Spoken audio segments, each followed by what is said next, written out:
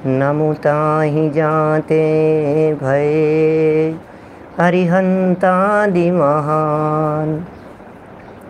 करि मंगल करि हो महा ग्रंथ करन के काज। जाते मिले समाज सब पावे निज पद राज। पावे निज पद राज। शिव उपाय करते प्रथम कारण मंगल रूप। विघ्न विनाशक सुख करण नमो शुद्ध शिव भूप। नमो शुद्ध शिव भूप। मोक्ष मार्ग प्रकाशक नामक यह ग्रंथ है आचार्य कल्प पंडित प्रवर टोडरमल जी साहब की। यह सुंदर अनुपम रचना 9वें अधिकार के अंतर्गत सम्यक्त्व के लक्षण की चर्चा करते हुए निर्दोष लक्षण के अंतर्गत अव्याप्ति दूषण का निराकरण कर रहे थे। सम्यक दर्शन का जब लक्षण बनाया गया तो यह कहा गया कि जो भी सम्यक दर्शन होता है वो सम्यक दर्शन विपरीत अभिनिवेश रहित तत्वार्थ श्रद्धान का नाम है। तो जब विपरीत अभिनिवेश से रहित कह दिया और तत्वार्थ श्रद्धान की बात कह दी तो फिर ये तत्वार्थ श्रद्धान विपरीत अभिनिवेश रहित पना, ये जब बात कह दी गई तो बोले इसके अंदर अव्याप्ति, अतिव्याप्ति और असंभव दोष से दिखाई दे रहे हैं। तो टोडरमल जी साहब ये कह रहे हैं कि आप बहुत बड़ी गलतफहमी में हो, ऐसा तो नहीं है। आप कैसे कह रहे हो कि इसमें अव्याप्ति, अतिव्याप्ति, असंभव दोष है। 2-3 चर्चा हम यहाँ इस संबंध में आपके बीच में कर चुके थे। 2-3 बातें हो गई थी यहाँ और यह कह दिया था कि विपरीत अभिनिवेश का अभाव माने तत्वार्थ श्रद्धान, ये तत्वार्थ श्रद्धान हमारे को दिखाई नहीं देता पंडित जी साहब, त्रियंचों में नहीं दिखाई देता। तो फिर सिद्ध कर दिया। फिर कहा तुच्छ बुद्धियों में, बोले उनमें भी होता है। फिर एक बात आगे बढ़ कर के कह दी कि जब ये जीव विषय कषाय के कार्यों में प्रवृत्त रहा होता है तब उसके तत्वार्थ श्रद्धान नहीं होता। तो पंडित जी ने उपयोग और श्रद्धान इनकी भिन्नता की बात भी कह दी। उपयोग अलग होता है और श्रद्धान अलग होता है, और श्रद्धान में वो प्रतीति बराबर बनी रहती है, उपयोग भले ही कहीं भी हो। ये बड़ा मार्मिक विवेचन था जिसमें श्रद्धान और उपयोग इन दोनों को अलग अलग गुणों की पर्याय कहा गया। उपयोग ज्ञान दर्शन रूप है और प्रतीति श्रद्धान रूप है। दोनों गुण न्यारे न्यारे हैं, दोनों के कार्य न्यारे न्यारे हैं, भले ही इनमें गहरा निमित्त नैमित्तिक संबंध हो। क्योंकि जब सम्यक दर्शन होता है तो ज्ञान नियम से सम्यक कहलाता है। सम्यक दर्शन और सम्यक ज्ञान होने पर ही चारित्र को सम्यक संज्ञा दी जाती है। ज्ञान और चारित्र की सम्यकता का यदि कोई आधार है तो उसका आधार सम्यक दर्शन को कहा गया है। सम्यकता ना लहे सो दर्शन धारो भव्य पवित्रा। इसके बिना ज्ञान और चारित्र ये सम्यक नहीं होते। क्या मोक्ष महल की प्रथम सीढ़ी या बिन ज्ञान चरित्रा सम्यकता ना लहे। बोलो, मोक्ष महल की प्रथम सीढ़ी है सम्यक दर्शन, इसके बिना ज्ञान और चारित्र सम्यकता ना लहे, सम्यक पने को प्राप्त नहीं होते। तो फिर प्रश्न खड़ा होगा आपका कि देखिए देखिए श्रद्धान का महत्व है ना, ज्ञान और चारित्र के ऊपर असर हो रहा है ना भैया, वो घने निमित्त नैमित्तिक संबंध हैं, इसलिए इस प्रकार की बात कही है। बहुत सुंदर उदाहरण में पंडित जी ने इस बात को घटित कर दिया था कि प्रतीति किस प्रकार स्वयं की कि मैं जीव तत्व हूँ, मैं पुद्गल आदिक नहीं हूँ, मेरे को इस कारण से तकलीफ़ है और मैं इस कारण को मिटा करके इस रूप होकर पूर्ण सुख रूप हो सकता हूँ। ये सब बातें पंडित जी ने यहाँ कह दी थी। आज एक फिर नया प्रश्न उठाते हैं, बड़ा सुंदर प्रश्न है, बहुत ही सुंदर मार्मिक चर्चा है। ऐसा लगता है किस गहराई से पंडित जी ने यहाँ सम्यक दृष्टि ज्ञानी जीवों के तत्वार्थ श्रद्धान प्रतीति का ऑपरेशन किया है, कितना बारीक ऑपरेशन किया है, ऐसा लगता है हमारे को। क्योंकि बात चल रही है सम्यक दर्शन के लक्षण की, और देखो कहाँ कहाँ देख रहे हैं पंडित जी, और येन केन प्रकारेण मानो इस तरह से वकालत कर रहे हैं सामने खड़े होकर के कि हमें तो आपके इस लक्षण में अव्याप्तिपना सिद्ध करना है, बस ये वकालत चल रही है। हमें तो सिर्फ ये सिद्ध करना है कि आपने जो तत्वार्थ श्रद्धान लक्षण बनाया है, ये श्रद्धान अव्याप्ति दोष से युक्त है, अव्याप्ति दोष से युक्त है, ये लक्षण सच्चा नहीं है, मानो ऐसी वकालत कर रहे हैं खुद, और फिर तर्क दे दे करके सिद्ध कर रहे हैं कि नहीं इस तरह से सिद्ध है, इस तरह से सिद्ध है। अब एक नया तर्क, अभी तो कई तर्क आएंगे सामने। 321 नंबर पेज देखिए, हिंदी वाले मोक्ष मार्ग प्रकाशक ग्रंथ में पेज नंबर 321।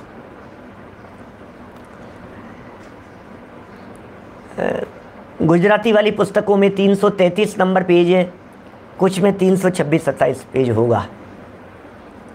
फिर प्रश्न है कि ऐसा श्रद्धान रहता है तो बंद होने के कारणों में कैसे प्रवर्तता है। मैंने इतना ज़बरदस्त प्रश्न है। हम श्रद्धान, ज्ञान, चारित्र, इनकी भिन्न भिन्न अवस्थाओं को नहीं पहचान पाने के कारण आपको इतना ज्ञान है, तो इतना ज्ञान होते हुए फिर आप ऐसा कैसे कह रहे हो? आपको इतनी श्रद्धाएं, बात आप इतनी बड़ी करते हो, फिर ऐसा कैसे दिखाई दे रहा है?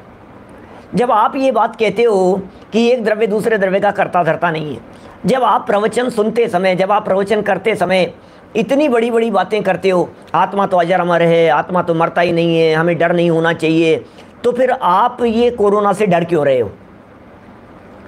हमें ये श्रद्धान और प्रवर्तन, इन दोनों का कॉम्बिनेशन ही नहीं दिखाई देता है, इन दोनों में परस्पर में तारतम्य नहीं दिखाई देता है। हम ऐसा चाहते हैं जैसे श्रद्धा बदल गई तो वो व्यक्ति तुरंत भगवान हो जाना चाहिए। क्या हमें ऐसे लग रहा है श्रद्धा बदल गई ना, तो फिर कैसे कर रहे हो साहब, आपकी तो ऐसी श्रद्धा है, फिर आप ऐसा क्यों कर रहे हो?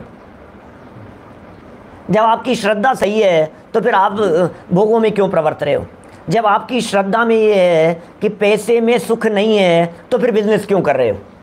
अब इसको समझ में ही नहीं आता है कि क्या कहें भाई साहब। अभी अनंतानुबंधी गई है, अभी 3 कषाय चौकड़ी का सद्भाव बचा है। आप तो इतने धर्मात्मा हो, जब आपको पता है कि घूमने फिरने में सुख नहीं है, तो फिर बतलाओ आप नियाग्रा फॉल क्यों गए थे? जब आपको पता है घूमने फिरने में सुख नहीं है, तो फिर आप आईफिल टावर देखने के लिए क्यों गए? जब आपको पता है इन चीज़ों के अंदर सुख नहीं है, तो फिर आप शिमला क्यों गए, आप कश्मीर क्यों गए? जब आपको पता है इसमें आनंद नहीं है, तो फिर ऐसा क्यों? ये प्रश्न उठता है, और इस प्रश्न का जवाब न मिलने के कारण व्यक्ति विचलित हो जाता है, और इस प्रश्न का जवाब गहराई से चिंतन मनन पूर्वक मिलेगा भाई साहब। जो यहाँ क्या कह रहे हैं, जो कह रहे हैं क्या, इसको ऐसे लगता है बातें तो इतनी बड़ी बड़ी करते हो, ग्राउंड लेवल पर तो देखते नहीं हो। अरे ग्राउंड लेवल पर क्या देखें भाई साहब? क्या हम जो यहाँ बात कह रहे हैं, इस बात को ज़रा एक बार समझने की कोशिश तो कीजिए। जो बात कही जा रही है, हमने तो एक धारा पकड़ ली, सम्यक दृष्टि है, श्रद्धा इतनी अच्छी है, भोगों के भोग रहा है, युद्ध क्षेत्र में जा रहा है, लड़ाई झगड़े कर रहा है, पत्नी के साथ में रह रहा है, व्यापार कर रहा है, काम धाम में उलझा हुआ है, ये अच्छे सम्यक दृष्टि है यार। लड्डू पेड़े भी खाते रहो और कहो मैं तो आत्मा का स्वाद ले रहा हूँ, और घूमते फिरते भी रहो, मौज मस्ती करते भी रहो, और फिर आप कहोगे हम तो सम्यक दृष्टि है, हम तो सम्यक दृष्टि है। बोलो आइए जैन साहब, ये गुणस्थानों की परिपाटी के बिना समझ में नहीं आएगी। सामने से कह रहे हैं पिताजी साहब कि फिर इतने गुणस्थानों की क्या जरूरत है? चौथे के बाद में सीधा 14वां गुणस्थान हो जाएगा। माने ये जो स्टेप है भाई, श्रद्धा बदली है, ज्ञान पूर्ण नहीं हो गया है भाई, श्रद्धा बदली है। चारित्र में अभी स्टेप है, चारित्र में अभी क्रम है, क्रम पढ़ेंगे धीरे धीरे। किसी व्यक्ति की श्रद्धा बदलना पहले इंपॉर्टेंट होता है, श्रद्धा बदलना सबसे पहले महत्वपूर्ण है, सबसे पहला काम है श्रद्धा बदलना। ये श्रद्धा नहीं बदलता और ये चारित्र बदलने के लिए दौड़ता रहता है, ये बहुत मिस्टेक है, ब्लंडर मिस्टेक है ये। जैसे कहते हैं ना मूल में भूल, ये भूल है। माने चारित्र पहले बदलना चाहेगा, या तो चारित्र पहले बदलने के लिए प्रवृत्ति करेगा, ये सोचेगा नहीं नहीं चारित्र पहले होनी चाहिए, चारित्र पहले होनी चाहिए। क्या अब जब हमने कह दिया नहीं श्रद्धा पहले बदलती है, तो फिर श्रद्धा बदलते ही चारित्र बदल जाना चाहिए, ये ऐसा सोचता है क्या? ये सम्यक दर्शन हुआ है, सम्यक दर्शन हुआ है, सम्यक दर्शन होते ही ज्ञान सम्यक हुआ है, पूर्ण ज्ञान नहीं हो गया है। कैसे सम्यक दृष्टि हो? ये त्रियंच गति के जीव ये कैसे सम्यक दृष्टि हैं? इनको सात तत्व के नाम ही पता नहीं है। ये कैसा सम्यक दृष्टि जीव है? ये सम्यक दृष्टि जीव तो अभी सोता भी है, सम्यक दृष्टि जीव भी नींद लेता है, तो क्यों इंसान नहीं है क्या सम्यक दृष्टि जीव? क्या सम्यक दृष्टि यदि मनुष्य गति का जीव है तो मनुष्यों जैसा व्यवहार करेगा।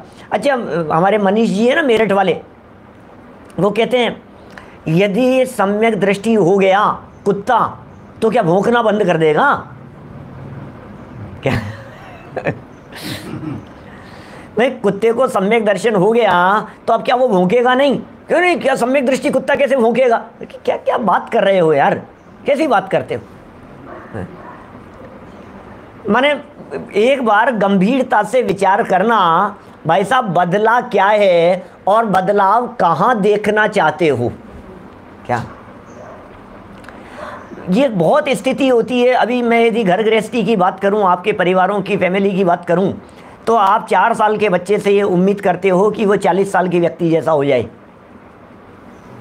बोलो, चुपचाप बैठ जा, उठेगा नहीं, चलेगा नहीं, उछल कूद नहीं करेगा, तो तुम्हारे 80 साल के बाबा जी जैसे एक जगह पर कुर्सी पर बैठा रहे हो। हम किससे क्या उम्मीद कर रहे हैं क्या?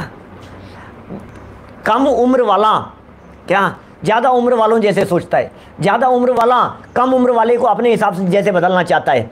हस्बैंड अपनी बुद्धि के अनुसार वाइफ को बदलना चाह रहा है, वाइफ अपनी बुद्धि के अनुसार हस्बैंड को बदलना चाह रही है, बच्चे अपने दृष्टिकोण के अनुसार माँ बाप को बदलना चाह रहे हैं, माँ बाप अपने लेवल, अपने स्टेटस, अपनी बुद्धि, अपनी उम्र के हिसाब से बच्चों को बदलना चाह रहे हैं।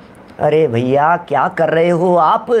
जो जिसके परिणाम आते हैं, जो जिसके विचार और चिंतन चलते हैं, वो भूमिका के अनुसार ही चलते हैं, भूमिका से ऊपर नहीं और भूमिका से कम नहीं, यथा योग्य भूमिका के अनुसार। आप जब बच्चे से उम्मीद करते हो, 20 साल के लड़के से उम्मीद करते हो, आप 70 साल के होकर के, 80 साल के होकर के 20 साल के लड़के से उम्मीद कर रहे हो ऐसा करना, तो जरा अपनी 20 साल की उम्र में देखना आपके विकल्प कैसे थे। क्या समझ में आ रही है?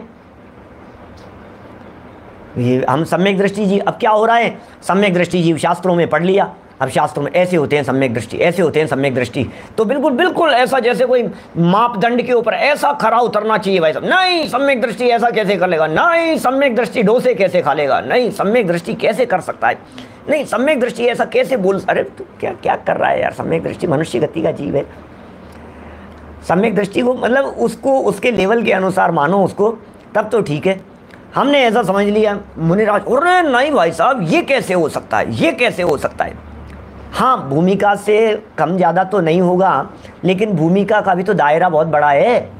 चौथे गुणस्थानवर्ती की भूमिका का दायरा सैनी, पंचेंद्रिय, तिर्यंच, नारकी, मनुष्य गति के जीव, उनमें भी कर्म भूमि के अलग, भोग भूमि के अलग, क्या कहेंगे इसे, भवनत्रिकों के अलग, वैमानिकों के अलग, और ऊपर जाकर के ग्रेवक वालों के अलग। क्या बोलो?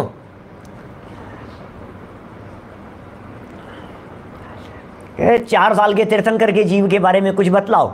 तो 4 साल के तीर्थंकर के जीव क्रिकेट नहीं खेलते होंगे, नहीं खेलेंगे, बैट बॉल से नहीं खेलेंगे वो। 4 साल के यदि तीर्थंकर के जीव सम्यक दृष्टि हैं, सम्यक दृष्टि तो होंगे ही, क्योंकि भरत और ऐरावत क्षेत्र के बनने वाले तीर्थंकर पूर्व भाव से सम्यक को लेकर के आते हैं, तो उनकी बाल्य अवस्था में क्या होता होगा? वो बाल्य अवस्था के अंदर खेलते हैं ना देव लोग। सौधर्म इंद्र के निर्देशन में वो देव लोगों को छोड़ करके जाता है ना सौधर्म इंद्र, डेली रूटीन के कार्य तो होते ही होंगे। अच्छा, बाल तीर्थंकर के जीव क्या नहाते नहीं होंगे क्या, मैं पूछ रहा हूँ? सम्यक दृष्टि शरीर को निला रहा है, उसको तो आत्मा को निलाना चाहिए, उसे तो आत्मा की पवित्रता को देखना चाहिए, क्या शरीर की पवित्रता की तरफ ध्यान दे रहे हैं? तो सम्यक दृष्टि तीर्थंकर के जीव कपड़े नहीं पहनते होंगे, माथे पे मुकुट नहीं लगाते होंगे, बाजूबंद वगैरह नहीं बांधते होंगे। इनकी तो सर्पों से व्यवस्था होती है इसलिए। अरे होती है, लेकिन बांधते तो हैं, बंधन तो करेंगे, मुकुट तो लगाएंगे, हार मुकुट तो पहनेंगे, और यार सम्यक दृष्टि होकर के शरीर को सजाने संवारने के अंदर लगे हुए हो, ये बात तो जच नहीं रही है हमारे को। ऐसा कैसे होगा? गिल्ली डंडा खेलते थे, सही कह रहे हैं आप। यथा योग्य जिस जिस युग में जिस जिस तरह के खेल होते होंगे, उस तरह के भूमिका अनुसार चतुर्थ गुणस्थानवर्ती को अभी भूमिका के अनुसार विवाह करने का परिणाम भी आएगा। भूमिका के अनुसार, उम्र के अनुसार 4-5 साल के बच्चे को जैसे परिणाम है वैसे युवा के नहीं हो सकते हैं, जैसे युवा के होते हैं वैसे 4-5 साल के बच्चे के नहीं हो सकते। क्या वो एक बहुत सुंदर भजन है अपने मांगीलाल जी कोलारस वालों का, क्या बुजुर्ग विद्वान हैं अपने, बहुत अच्छे आध्यात्मिक कवि हैं। रेल चली भाई रेल चली, 2 पहियों की रेल चली, आगे कभी पीछे कभी दाएं कभी बाएं, दौड़ रही है गली गली, रेल चली भाई रेल चली। क्या मुझे आगे की पंक्तियाँ स्पष्ट याद नहीं है, ज़रा ये भजन सुनना। और इस भजन के अंदर उन्होंने कहा है कि पहला स्टेशन बचपन, और बचपन में खेल खिलौनों के साथ में खेलता रहा। क्या 2 डिब्बों की रेल चली, और फिर क्या हुआ, वहाँ से आगे बढ़ा तो जैसे ही कुछ युवा हुआ तो युवा होते ही वो खेल खिलौने भूल गया। क्या और दूसरा सवारी जो गाड़ी में सवार हुआ उसके साथ में मस्त हो गया। क्या बहुत सुंदर भजन है, डाल देंगे हमारे कोई सादर में आपके इस टेलीग्राम ग्रुप के ऊपर। क्या धर्मेंद्र जी आपके तो नाना जी हैं, भजन डाल देना, ये है ना, उनका गाया हुआ डाल दो ऑडियो, तो सबको सुनने का अवसर मिल जाए। गाते भी बहुत अच्छा है, सुनाते समझाते हुए, बहुत ही सुंदर भजन है। आपको ये बात समझ में आएगी कि भूमिका के अनुसार, क्या उम्र के अनुसार, इसीलिए तो भागचंद जी साहब ने ये जो भागचंद जी है ना अपने महावीर अष्टक जिन्होंने लिखा है, उन्होंने 30 वर्ष की उम्र में महावीर स्वामी ने दीक्षा ले ली, उसके ऊपर बड़ा ज़बरदस्त वो किया है, कुमारावस्थायाम अपि निज बलाद्येन विजिता। ये बड़े आश्चर्य की बात है। जिस कुमार अवस्था के अंदर भोग अपनी चरम सीमा पर होते हैं, तीव्रता पर होते हैं, उस युवा अवस्था में आपने दीक्षा ले ली, आपने वैराग्य ले लिया, आपने संयम अंगीकार कर लिया, ये बात समझ में नहीं आ रही है। क्या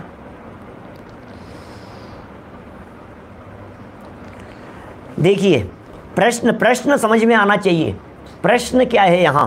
प्रश्न है कि ऐसा श्रद्धान रहता है, मान लिया ऐसा श्रद्धान रहता है, मान लिया विषय कषाय के काल में भी ऐसा श्रद्धान रहता है। पंडित जी आपने इतने तर्क दे करके समझाया, हमारे समझ में आ गया। आपने कल इतने लौकिक उदाहरण दे करके बतलाया था, तब भी हमारे समझ में आ गई थी बात। क्या आपने कितने लौकिक उदाहरण दे करके कल कही थी बात कि खाना खाते समय भी बीएड कर रहा है, खाना खाते समय भी एमए कर रहा है? आप बिजनेस कब करते हैं? हर समय बिजनेस करते हैं आप, खाते पीते नहाते धोते समय आप बिजनेसमैन हैं। तो कितने उदाहरणों से अपन ने चर्चा की थी, तो समझ में आ गई। प्रतीति बनी रहती है, श्रद्धान बना रहता है, श्रद्धान और प्रतीति अंदर में कायम रहती है, विकल्प दूसरे रहते हैं, सब समझ में आ गई। क्या देखिए, ऐसा श्रद्धान रहता है, नया क्वेश्चन, तो बंद होने के कारणों में कैसे प्रवर्तता है? अब तुम्हें पता है कि ये करने से बंधन होगा, तुम्हें ये पता है कि ये परिणाम अच्छे नहीं हैं, तुम्हें ये पता है कि ये परिणाम खोटे परिणाम हैं, तुम्हें इस बात का पता है कि ये परिणाम पाप बंध के कारण हैं। क्या बोलो? तो ये कह रहे हैं उसके कारण में क्यों प्रवर्त रहा है? फिर यदि तुझे पता लग गया तो, यदि तुम्हें पता है कि राग दुख का कारण है, क्या क्या यदि तुझे पता है कि मोह दुख का कारण है, यदि तुझे पता है कि ये विषय कषाय जो हैं ये किसी और उसके कारण हैं, बंधन के कारण हैं, तो फिर तू इनमें क्यों प्रवर्त रहा है? क्या बोलो? मैं ये कह रहा हूँ, भजन डाल दिया है, बहुत बहुत धन्यवाद। सामने सूचना आ रही है कि भजन टेलीग्राम ग्रुप के ऊपर डाल दिया गया है, पढ़ना। जिग्नेश भाई सामने भी डाल रहे हैं। एक एक लाइन बहुत मार्मिक है, और जो अपना विषय चल रहा है, इस विषय को स्पष्ट घटित करने के लिए, सिद्ध करने के लिए वो बात बराबर ख्याल में आ रही है। बाहर में दौलत राम जी का भजन, बाहर में नरक कृत दुखों को भोग रहा है और अंदर में आनंद रस को घटाघट पी रहा है। बाहर में देवांगनाओं के साथ में रमण करता हुआ दिखाई दे रहा है देव, और अंदर में उस परिणति से हटने का परिणाम है। तो दौलत राम जी कहते हैं, चिन्ह मूरत द्रगधारी की मोहे रीति लगत है, अटापटी अटपटी सी लग रही है ये चाल। क्या रहा है यार, ये हो क्या रहा है, ये बड़ी अटपटी चाल है इसकी। दौलत राम जी कह रहे हैं यार ये तो बड़ा गड़बड़ मामला चल रहा है। क्या बोलो, इतना गड़बड़ है, माने इधर कुछ और इधर कुछ, ऐसा कुछ और ऐसा कुछ। क्या मैंने, हमें तो ये बात गले नहीं उतर रही है। भोग रहा है और आप कह रहे हो हटने का परिणाम है, लड़ रहा है और आप कह रहे हो आनंद को भोग रहा है। तो समझ में नहीं आ रही ये हो चल क्या रहा है, ये होता क्या है। ये दो धारा अंदर में जो चल रही है। टोडरमल जी साहब ने लिखा पीछे पंक्तियों में, यऊ भाव मिश्र रूप है, कछु वीतराग भया है और कछु सराग रया है। जितना जितना वीतराग हो गया है उतनी उतनी परिणति में निर्मलता है, और जितनी जितनी सरागता है उतनी उतनी परिणति में कमजोरी है। क्या, जितनी कमजोरी है उतना खेद वर्तता है। क्या, जितनी कमजोरी है उतना खेद वर्तता है, और जितने स्वभाव का अवलंबन है उतना अंदर में आनंद वर्तता है। ज्ञान धारा और कर्म धारा, ये दोनों धारा साथ साथ में चल रही है। प्रश्न समझ में आना चाहिए, प्रश्न कितना ज़बरदस्त और कितना पावरफुल प्रश्न पंडित जी साहब ने यहाँ किया है। क्या प्रश्न कितना गंभीर है, अभी जवाब नहीं। आइए जैन साहब क्या करूं, प्रश्न तो उठना चाहिए हमारे को कि ये क्या हो रहा है, ये क्या हो रहा है। ये दो बातें जो दिख रही है, और सच में ये जन जन का प्रश्न है। सच में आपको, अभी तो मैं बात सम्यक दृष्टियों की कर रहा हूँ, इसी कारण से जब आप देखते हैं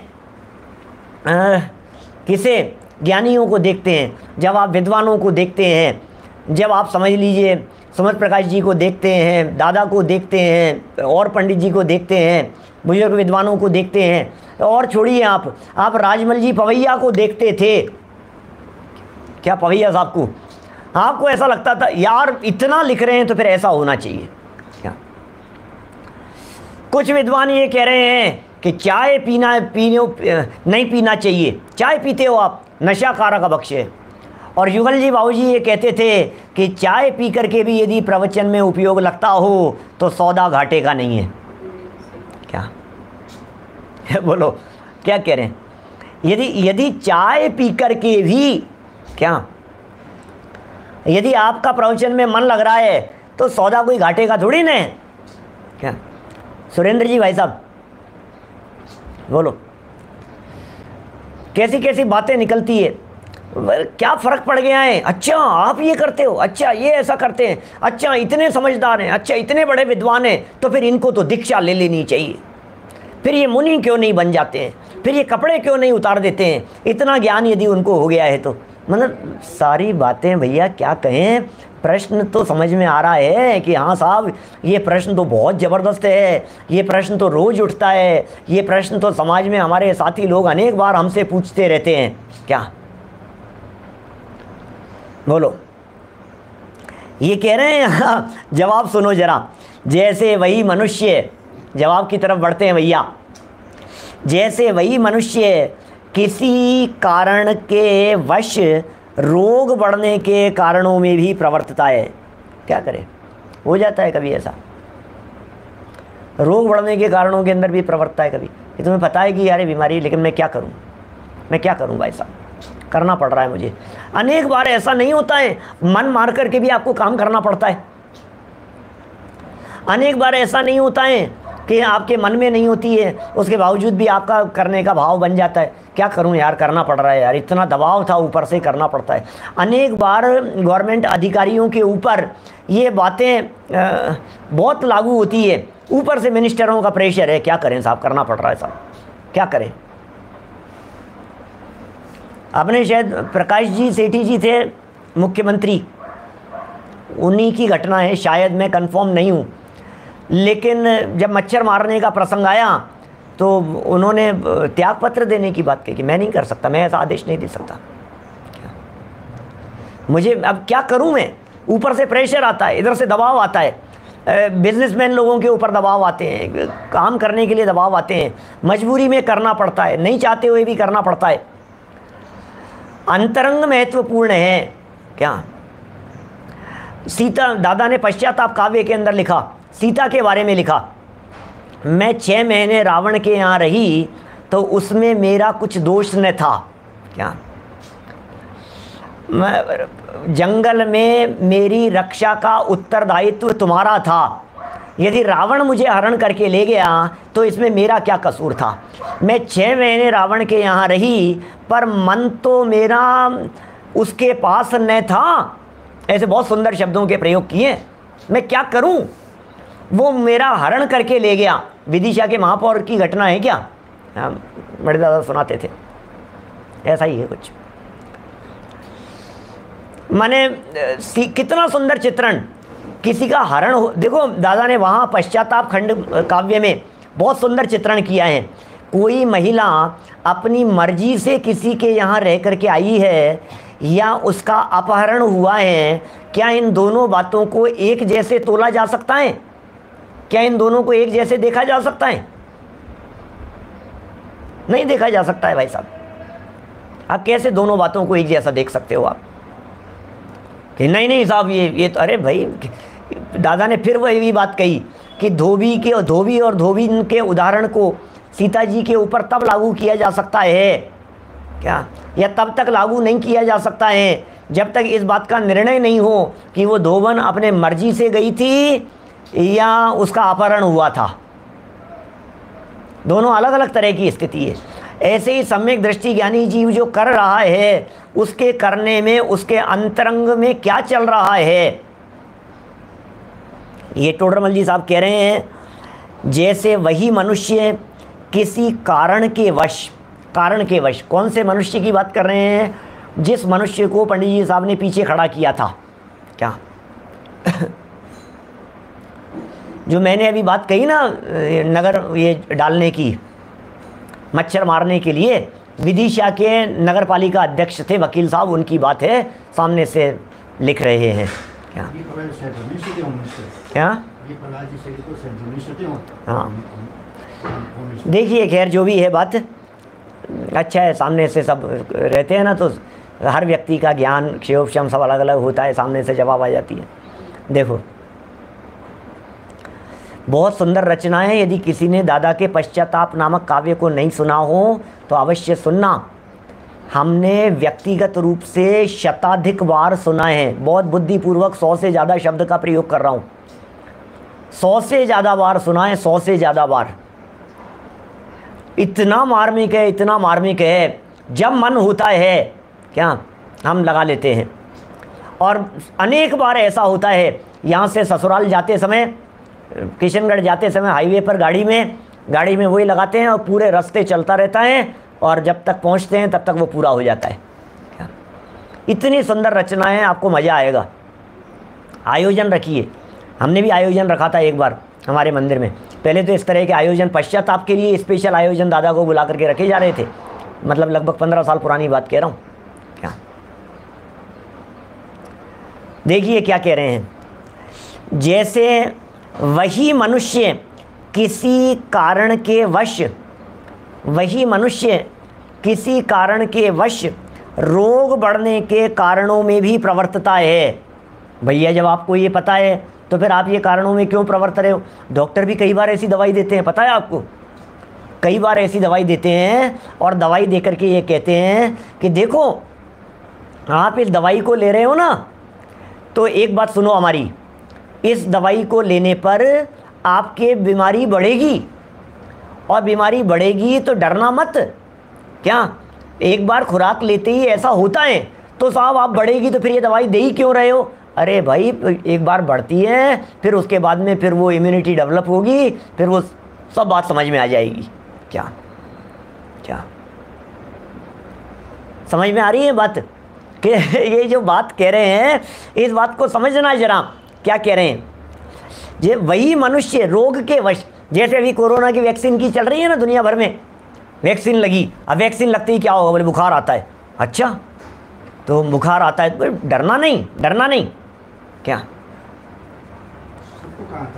सबको नहीं आता है, जिसको भी आता है जो भी, लेकिन ऐसी चलती है ना दुनिया भर में कि ये ऐसा हो रहा है, ये ऐसा हो रहा है, इससे ऐसा हो जाएगा, इससे बीमारी बढ़ जाएगी। बढ़ रही है, डॉक्टर भी जान रहे हैं, उसके बावजूद भी प्रयोग कर रहे हैं। ये भी जान रहा है इससे बीमारी बढ़ती है, फिर भी कारणों में प्रवृत्ता है। क्या करें? व्यापार आदि कार्य व क्रोध आदि कार्य करता है, जानते हुए भी करता है, समझते हुए भी करता है। क्या व्यापार आदि कार्य में प्रवृत्ताएं, क्रोध आदि कार्यों में प्रवृत्ताएं, तथापि उस श्रद्धान का उसके नाश नहीं होता। इसलिए हम जो ये तत्वार्थ श्रद्धान सम्यक दर्शन का लक्षण बना रहे हैं, ये तत्वार्थ श्रद्धान लक्षण बिल्कुल बराबर लक्षण है, क्योंकि श्रद्धान नहीं बदला। क्या कि साहब ये फिर प्रवर्त रहा है? अरे प्रवृत्ति अलग है और श्रद्धान अलग है। क्या प्रवृत्ति और श्रद्धान को मिलाने की चेष्टा मत करो। कई बार ऐसा नहीं होता, आप दवाई के बारे में जानते हो कि ये कड़वी है, तो फिर क्यों ले रहे हो साहब? क्या फिर क्यों ले रहे हो आप? जानते हुए भी ले रहा है, मैं क्या करूं? नहीं नहीं, तकलीफ हो जाएगी ऐसा करने से, फिर भी करता है। हिम्मत नहीं है फिर भी करता है। हम ऐसा उदाहरण देते हैं, आपके 103 डिग्री बुखार है और बिस्तर से उठ नहीं पा रहे हो आप, और आपका 3 साल का बच्चा, 3 साल का पोता, आप जो जिसका जो स्तर हो वो गिर गया, तो आप उसे लेकर के डॉक्टर के भागते हो, अस्पताल में भागते हो। 103 डिग्री बुखार में उठा नहीं जा रहा होने के बावजूद भी, जब उठा नहीं जा रहा था तो फिर क्यों उठ गए? जब चला नहीं जा रहा था तो क्यों चले गए? जब आपसे हो नहीं रहा था तो फिर कैसे कर लिया आपने? अरे भाई क्या करें, कई काम ऐसे होते हैं जो मजबूरी में भी होते हैं, जो दबाव में भी होते हैं, जो प्रेशर में भी होते हैं। अरे कितनी परिस्थितियां ऐसी होती है। मैं इंटरकास्ट मैरिज के समर्थन में तो बात नहीं करता, लेकिन यदि आपका बच्चा आपकी मर्जी के खिलाफ अपनी ही जाति में, अपने ही समाज में कहीं लव मैरिज करता है और आप सहमत नहीं हैं, तो फिर क्या होता है बोलो? फिर मजबूरी में आकर के आपको हाँ करनी पड़ जाती है। अब ठीक है, अब कोई बात नहीं यार, अब जो है सो है, फिर आपको स्वीकार करना पड़ जाता है। अब क्या करें? आपने कैसे स्वीकार कर लिया? क्या करें भाई, क्या करें? माने बहुत स्पष्ट शब्दों में पंडित जी साहब ये कहना चाह रहे हैं, श्रद्धान का नाश नहीं होता। व्यापार आदि कार्य, एक तो व्यापार आदि कार्य की बात कर रहे हैं, और दूसरा क्रोधाधिक कार्य। एक व्यापार आदिक कार्य और दूसरा क्रोध आदिक कार्य। व्यापार आदिक कार्यों के अंदर सारी प्रवृत्तियां ले लेना और क्रोध आदि कार्यों के अंदर सारे परिणाम ले लेना, ये दो शब्द हैं। इन दो शब्दों के माध्यम से दो तरह के अलग अलग कैटेगरी अपने को लेनी पड़ेगी सम्यक दृष्टि के जीवन में। जब व्यापाराधिक कार्य कहे तो व्यापाराधिक कार्यों में सारी प्रवृत्तियां लेना शरीर आश्रित, उसमें व्यापार भी आ जाएगा, उसमें जॉब भी आ जाएगा, उसमें टहलना भी आ जाएगा, उसमें घूमना फिरना भी आ जाएगा, उसमें क्षेत्र से क्षेत्रांतर होना भी आ जाएगा, उसके अंदर ज़मीन मकान दुकान लेन देन हिसाब किताब सब बातें आ जाएगी, उसमें यहाँ तक कि खाना पीना आदि भी सब आ जाएगा व्यापार आदि कार्यों में। और वह क्रोधाधिक कार्य करता है। अब ये क्रोध आदिक कार्यों के अंदर सारे परिणाम ले लेना, फिर राग क्यों कर रहा है, फिर गुस्सा क्यों कर रहा है, फिर नाराज़ क्यों हो रहा है? जब समझता है कि एक एक पर्याय स्वतंत्र है तो फिर नाराज़गी क्यों है? जब आप इतना सब कुछ समझते हो तो फिर आपको गुस्सा क्यों आया? फिर तो आपको गुस्सा नहीं आना चाहिए। समझ में आ रही है बात? क्या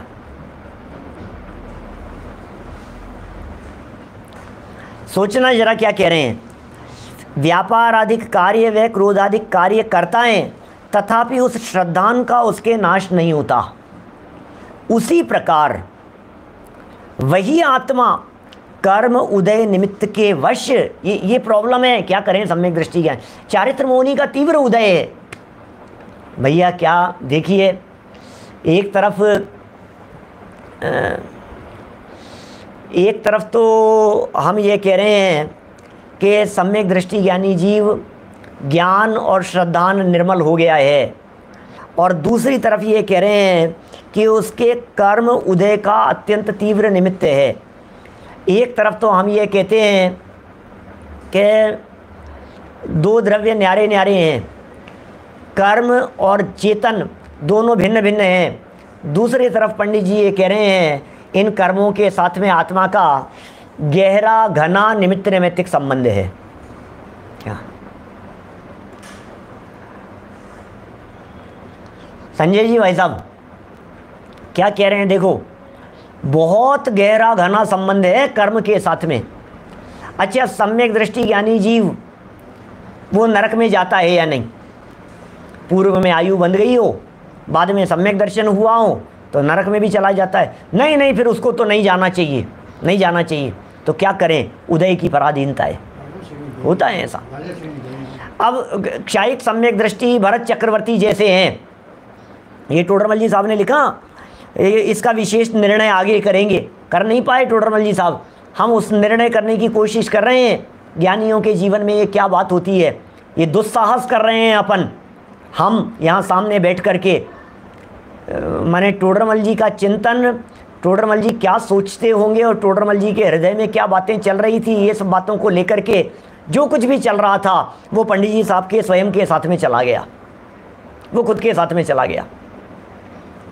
क्या सोचते थे, क्या विचार करते थे? श्रद्धान का उसके नाश नहीं होता। कैसे नहीं होता श्रद्धान का नाश? कैसे विषय कषय अधिक के अंदर प्रवर्त रहा है? कैसे कर्म के उदय की पराधीनता और परतंत्रता उसके जीवन में दिखाई दे रही है? सोचना एक बार गंभीरता से, कैसी परतंत्रता है। चक्र रत्न प्रकट हो गया, चाह करके भी उसे छोड़ नहीं सकता, छोड़ दे। चक्र रत्न प्रकट हो गया, ले ले दीक्षा ले ले। चक्र रत्न प्रकट हो गया, अब ये कह रहा है जा जा बाहुबली के पास चला जा, जा, मुझे नहीं बनना चक्रवर्ती, उसके पास चला जा। क्या अब भरत चक्रवर्ती कह रहे हैं चले जा, बाहुबली के पास में चले जा। अब ये टोडरमल जी साहब ये कहना चाह रहे हैं भैया तू कितना भी बाहुबली के पास में चलाने की कोशिश कर, वो बाहुबली भी जानते हैं कि चक्रवर्तित्व का जो पुण्य है वो तुम्हारे ही पल्ले है, वो बाहुबली के पल्ले नहीं है। बाहुबली स्वामी कामदेवत्व का पुण्य है और तुम्हारे पल्ले चक्रवर्तित्व का पुण्य है। ये पुण्य किसी को गिफ्ट में नहीं दिया जा सकता है। क्या संपत्ति तो दे सकते हो किसी को गिफ्ट में, क्या मैं किसी को पुण्य गिफ्ट में दे दूं, चल मेरा जो पुण्य है मैं तुझे अपना पुण्य गिफ्ट में देता हूं। राजीव जी साहब, हम अपना जो पुण्य है ये पुण्य आपको गिफ्ट दे देते हैं। वाह वाह वाह, दो दो दो, कैसे दोगे, करो तो सही। होता ही नहीं है, संभव ही नहीं है। जब पुण्य नहीं दिया जा सकता है तो पाप भी नहीं दिया जा सकता है। जब पुण्य लिया नहीं जा सकता है तो किसी को पाप दिया नहीं जा सकता है। ये कैसी व्यवस्थाएं हैं? इसका मतलब जब तीव्र कर्म का उदय आता है तो इस जीव को पराधीन होकर के, परतंत्र होकर के उस रूप अवस्था को भोगना ही पड़ता है। क्या करें, भोगना ही पड़ेगा। ये उदय की पराधीनता है। हाँ, लेकिन अभी दूसरी बात कहूँगा, ये उदय कितना भी पराधीन करने का प्रयास करे लेकिन मेरे श्रद्धान को परिवर्तित नहीं कर सकता, क्योंकि श्रद्धान मेरे ऊपर निर्भर करता है और उदय से परिस्थितियां निर्भर कर रही है। क्या क्या कहा? उदय जो है ये उदय से परिस्थितियां प्रभावित हो रही हैं। उदय क्या काम कर रहा है? परिस्थितियों को प्रभावित करने का काम कर रहा है। और जो श्रद्धा वो मेरे कंट्रोल में नहीं है। उदय के अनुसार परिस्थितियां चलेगी और श्रद्धान ये उदय के अनुसार नहीं चलेगा। क्या कि नहीं नहीं साहब कर्म का उदय आ गया, कर्म का उदय आ गया, मिथ्या। अरे कर्म का उदय नहीं, इसमें पुरुषार्थ का काम है, इसमें परतंत्रता का काम नहीं है, इसमें मेरी चलेगी। सप्तम नरक की घोर प्रतिकूलता के काल में भी सम्यक दृष्टि जीव आत्मा का अनुभव कर सकता है, वेद विज्ञानी हो सकता है, आनंद का रसास्वादन ले सकता है। ये बात कुछ गजब की है। ये श्रद्धान और ज्ञान, श्रद्धान और चारित्र, ये दोनों बातें ख्याल में आनी चाहिए। प्रवृत्ति उदयाधीन है, श्रद्धान मेरे अधीन है, अभिप्राय मेरे अधीन है, उपयोग मेरे अधीन है, उपयोग मेरी पर्याय है, मेरे ज्ञान गुण की पर्याय है, श्रद्धान मेरे श्रद्धा गुण की पर्याय है, अंदर की विशुद्धता और निर्मलता ये मेरी पर्याय है, और शरीर की अवस्था बोले ये कर्म के उदयाधीन है, जो होगी सो होगी। क्या घर कैसा होगा, परिवार कैसा होगा, समागम किस तरह के होंगे, कैसे कैसे अनुकूल प्रतिकूल किस तरह की परिस्थितियां बनेगी, उदय ने तो कोई कसर बाकी नहीं छोड़ी। ये मेरा हौसला है जो श्रद्धान को कायम रखता हूँ। उदय कितना प्रतिकूल, उदय माथे पर आकर के पड़ गया, उदय इतना प्रतिकूल, धमाधम डंडे पड़ रहे हैं। उदय कितना प्रतिकूल, देखो आप सौगानी जी का जीवन देखो। अरे कोई ज्ञानी उठा करके देख लो आप, प्राचीन काल से लेकर के कोई ज्ञानी ऐसे उठा करके देख लीजिए जिनकी परिस्थितियां पाप कर्म के उदय से प्रतिकूल होती हुई नहीं दिखाई दी। परिस्थितियां प्रतिकूल होती हुई दिखाई दे रही है, लेकिन ज्ञानी का बल अपनी मनस्थिति को संभाल करके रखते हैं, ये बल है। क्या देखिए वाक्य पढ़ रहा हूं, उसी प्रकार वही आत्मा कर्म उदय निमित्त के वश, कर्म उदय और उदय के साथ में उन्होंने कर्म के उदय और उसमें उन्होंने साथ में वश लगा दिया, क्या, और निमित्त लगा दिया। माने कर्म का उदय पराधीन करे, कर्म का उदय तुम्हारे को कुछ कर सके ऐसा नहीं है, लेकिन प्रतिकूल स्थिति में वो निमित्त जरूर बनता है। तो कर्म उदय निमित्त के वश बंद होने के कारणों में भी प्रवर्तता है, बंद के कारणों में भी प्रवर्तता है। बंद के कौन कौन से कारणों में प्रवर्तेगा? अविरति, प्रमाद, कषाय और योग। मिथ्यात्व नहीं, क्योंकि सम्यक दृष्टि जीव की चर्चा चल रही है। तत्वार्थ श्रद्धान प्रतीति लक्षण तो उसके पाया जा रहा है, इसलिए मिथ्यात्व रूप प्रवृत्त, मिथ्यात्व में तो नहीं प्रवर्त रहा है, लेकिन अविरति के कारणों में प्रवर्त रहे, प्रमाद रूप कारणों में प्रवर्त रहे, क्या कषाय में प्रवर्त रहे जो कि बंधन के कारण है, योग की प्रवृत्ति जो कि प्रकृति प्रदेश बंध में निमित्त बन रही है उसमें भी प्रवर्त रहे। तो सम्यक दृष्टि ज्ञानी जीव अविरति, प्रमाद, कषाय और योग, ये जो बंध के कारण हैं, इन बंध के कारणों में भी प्रवर्तता है। विषय सेवनादिक कार्य करता है, वह क्रोधादिक कार्य करता है। देखो करता है लेकिन करना चाहता नहीं है, कि नहीं साहब इच्छा भी है, कोई बात नहीं, अभिप्राय में नहीं है। क्या देखो, अरे साहब क्या बात कर रहे हो, उन्होंने वहाँ राइड ली थी, पार्क में गए थे और वहाँ पार्क में जाकर के उन्होंने राइड ली, और राइड पर जब वो घूम रहे थे तो हमने उनकी फ़ोटो खींची, हमने उनकी रिकॉर्डिंग की, बहुत हंसते हुए दिख रहे थे, बहुत मज़ा आ रहा था उनको, खिलखिला करके मज़े कर रहे थे वो। अब हम ये कह रहे हैं भैया दिख रहा है, हंस भी रहा है, मुस्कुरा रहा है, प्रसन्न चित्त दिखाई दे रहा है, उसके बावजूद भी इन बाहरी विषयों में रंच मात्र भी आनंद नहीं होता। ये श्रद्धा के लेवल पर बात मजबूत तरीके से बैठी हुई है, अच्छी तरह से बात बैठी हुई है। बिजनेस में यदि किसी व्यक्ति ने पैसा खा लिया हो तो बोलो सम्यक दृष्टि जीव उससे पैसा मांगेगा या नहीं मांगेगा? मांगेगा या नहीं मांगेगा? नहीं मांगेगा यार, भैया कब लौटा रहे हो यार, आप देखो यार ये गलत बात है, आपको लौटाने पड़ेंगे। क्यों? सम्यक दृष्टि है, उसको तो ऐसा विचार करना चाहिए जिस द्रव्य का जिस क्षेत्र में जिस काल में जैसा होना होगा वैसा होगा, जाना होगा तो चला जाएगा, आना होगा तो आ जाएगा, ऐसा ऐसा ही रहना चाहिए उसको। तो सुरेंद्र जी साहब क्या कह रहे हैं, बोलो। जैसा जैसा जाना होगा चला। अरे भाई, मांगेगा भी, कहेगा भी, और कहने और मांगने के बावजूद भी मिले और न मिले, दोनों ही परिस्थितियों का उसे यथार्थ श्रद्धान है। मिलना होगा तो ही मिलेगा, नहीं मिलना होगा तो नहीं मिलेगा। लेकिन उसके बावजूद भी जो प्रवृत्ति चल रही है, जो काम चल रहे हैं, सो होंगे सो होंगे। क्या सहज भी रहता है? बिल्कुल सहज भी रहता है। सब काम जगत के किया करें, सब काम जगत के किया करें, लेकिन फिर भी मस्त रहते हैं, मस्त रहते हैं ज्ञानी जी। देखिए, विषय सेवनादि कार्य करता है, विषय सेवनादि कार्य, वह क्रोध आदि कार्य करता है। अब ये विषय सेवन तो एक शब्द रूढ़ हो गया है। इस विषय सेवनादि कार्य का विस्तार करो तो बहुत विस्तार मिलेगा।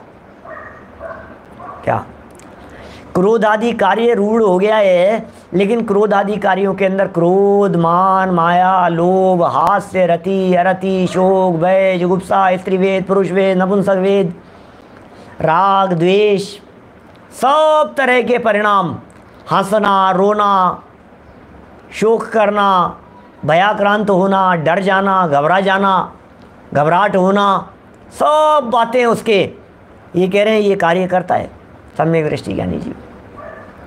तथापि, लेकिन इतना सब कुछ होने के बावजूद भी, तथापि उस श्रद्धान का उसके नाश नहीं होता। ये गजब की बात है यार, श्रद्धान का नाश नहीं हो रहा। अरे मदिरा सेवन कैसे करेगा, कैसी बात कर रहे हैं? भूमिका के अनुसार ही समझना बात को, भूमिका से घिरा करके नहीं।